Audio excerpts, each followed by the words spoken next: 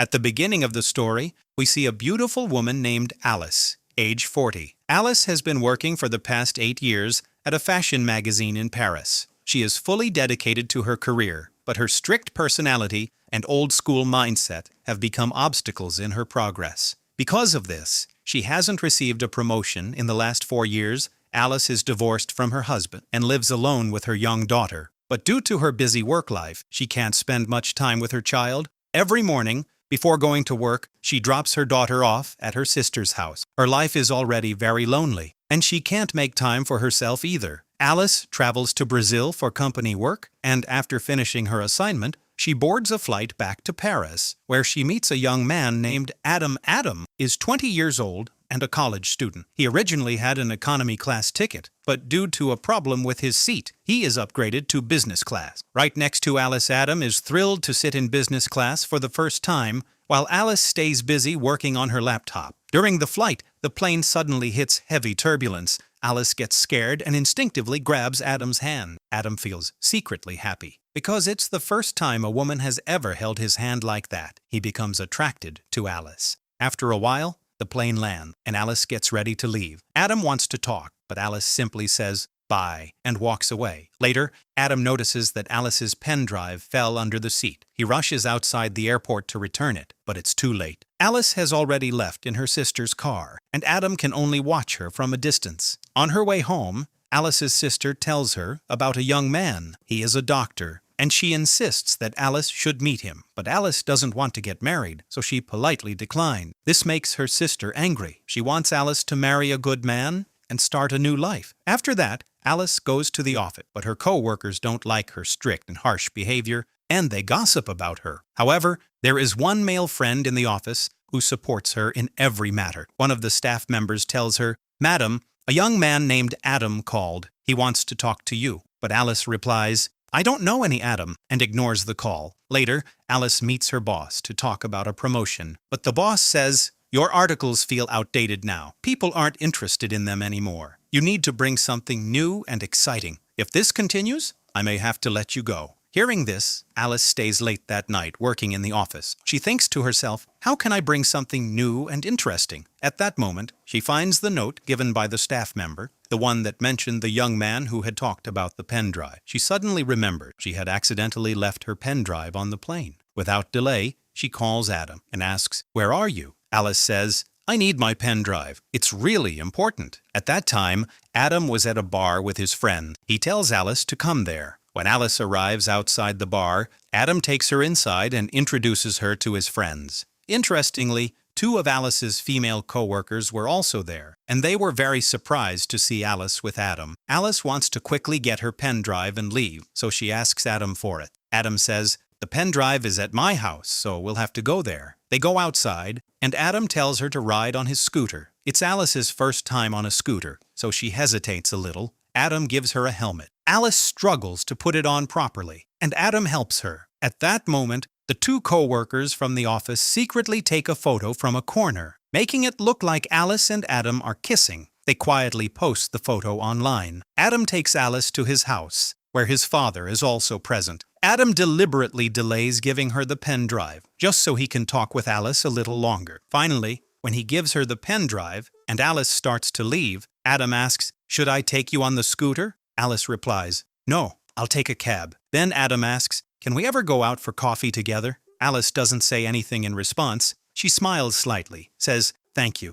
and leaves. The next day, when Alice goes to the office, everyone looks at her strangely. She doesn't understand why, until one co-worker shows her the photo, the one someone posted online, making it look like she was kissing Adam. Alice knows it's a misunderstanding. Nothing like that actually happened. But her boss is delighted when he sees it. He says, "I really like your new look." Alice replies, "Nothing like that happened." But the boss says, "This is exactly what we need. The guy is much younger than you, which makes it really cool." He reasons that since the magazine is for young readers, if Alice is seen dating a young man, she'll better understand their mindset. He adds, "Keep this going. It'll help our magazine sell. People love gossip." Alice doesn't actually want to date a younger man. She talks to her friend about it. Her friend advises, "Just date Adam for appearances. If the boss likes it, you'll get promoted." Still, playing with someone else's feelings and faking a relationship isn't really right. But at that moment, Alice is only thinking about her promotion. For her career, she decides to use Adam. The next day, Alice meets Adam again. This time in a completely new style. Adam can't take his eyes off her. Alice starts flirting with him, and they hang out together. Adam can't believe he's actually with Alice. That night, Alice takes Adam to a show hosted by one of her friends. There, Alice intentionally wants to show everyone that she's dating someone 20 years younger than her. The show's host, Alice's friend, teases Adam intentionally, touching him playfully, which Adam doesn't like. He jokes around with the host, and Alice laughs at his antics. Alice's friend, feeling offended, leaves the place. After that, Alice and Adam start talking alone. Adam says, "I never imagined I'd meet you like this, and that we'd be spending time together." Adam knows that Alice is divorced and has a daughter, but he doesn't mind at all. Alice says, "We need to get to know each other better." Just then, Alice's phone rings. It's her sister. She says, "I'm inviting the doctor over, the one I told you to meet. You should come quickly." Alice doesn't want to go, but to keep her sister happy, she lies to Adam. "My daughter isn't feeling well. I need to go." Hearing this, Adam becomes concerned. He quickly calls a taxi, helps Alice get inside, and shows how much he cares for her. At the house, Alice has dinner with her sister, brother-in-law, and the doctor. The doctor arrives tipsy and starts asking strange questions. Annoyed, the doctor leaves. Meanwhile, Alice keeps trying to make her boss happy and get a promotion, but nothing happens. So she takes Adam to a fashion show where her boss and the company's CEO are present. During the show, a model falls. Adam rushes over and helps her up. The CEO is impressed by Adam's behavior. After the show, they go to a party, have drinks, and start dancing. While dancing, they get very close. But Alice notices some girls taking photos of them. She immediately grabs Adam's hand and takes him outside. Adam rides his scooter and takes Alice home. At one moment, Adam leans in to kiss Alice, but she pulls back and quietly goes inside. Adam feels like he missed a perfect opportunity. Later, he goes to Alice's house, only to find that her daughter is at her sister's place. Then, he kisses Alice. Alice couldn't stop herself, and intimacy happened between them. The next morning, Alice feels deep guilt over what happened the previous night. She tells Adam, "Please go," but it's raining heavily outside. So Adam stays inside until the rain stops. At this time, Alice's sister and daughter return home. Her sister says, "Adam was looking for you," and hands her something. As Adam prepares to leave, Alice suddenly stops him and kisses him. It becomes clear Alice has genuinely started to like Adam. The relationship she had begun just to show off has now turned into real feeling. From then on, Adam and Alice spend time together regularly. Adam surprises her, takes her out on trips, which makes Alice very happy. A deep bond begins to form between them. Both are very happy. One day, Adam asks, "You are beautiful, wealthy, you have everything. Then why do you love me?" Alice has no answer, because initially she had approached Adam for her own advantage. But now she truly loves him. A few days later, Alice receives her promotion and feels very happy. Yet now she begins to wonder, is it right to continue this relationship? When she meets Adam, he says,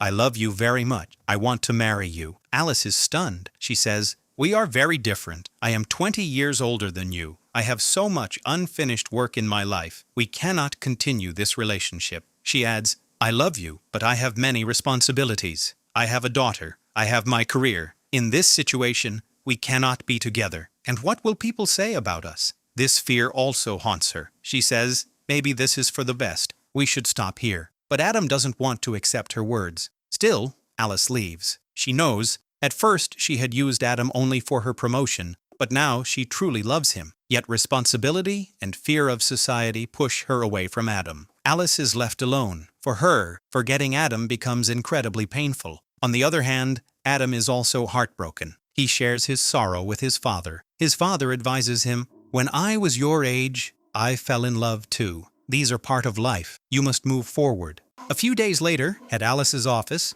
the CEO comes to see the magazine cover in person, but is not satisfied with it. He is looking for a new, unknown face. At that moment, his eyes fall on Alice's laptop screen, where Adam's photo is set as her wallpaper. Suddenly, the CEO remembers the boy who had helped the model who fell on the runway during the fashion show. It's the same boy. He immediately says, "This is the boy we want. He will be our magazine's new model." Hearing this, Alice feels upset. She doesn't want to meet Adam again. But under her boss's insistence, she has no choice. Alice calls and messages Adam. But Adam, like a broken lover, sits at home drinking and doesn't respond. Then Alice goes to his house herself and forces him to come outside. Adam thinks maybe Alice wants him back again. But Alice says, "You have to be a model for the magazine. You'll work with beautiful girls and get paid." Hearing this, Adam gets angry. He realizes Alice has come to use him again. He says, "I don't want to see you. It's better if we never meet again." And he leaves. On the day of the photo shoot, everyone waits for Adam. Alice feels anxious. If he doesn't show up, she will lose her job. At that very moment, Adam arrives because he still loves Alice. Adam is taken to the makeup room where they are styling him. At that moment, his friend arrives and apologizes to Adam. He says, "I was the one who advised Alice to create a fake relationship with you so she could get a promotion." Hearing this, Adam's heart breaks because Alice's love was just an act. Angrily, Adam storms outside, shocking everyone, and kisses Alice right in front of them. Then the photo shoot begins, but it's a completely new experience for him. He can't pose properly. The photographer keeps giving direction, which frustrates Adam, and he wants to leave. Alice comes to stop him, but Adam, full of anger, says, "I really loved you, and you just used me for your own game." He breaks down and walks away. Alice also breaks down. Her boss fires her. Now she is completely alone. She cannot forget Adam. His memory pains her every moment. Alice realizes it's not her career, but Adam was the most important person in her life. She goes to Adam's college and stands in front of everyone saying, "I've stopped worrying about the future. I don't care what society says. I only want you. I love you. I want to be with you." She asks for forgiveness. Adam still loves her. He steps forward, kisses her, and forgives her. From that moment on, they live happily together. And this is where the movie ends.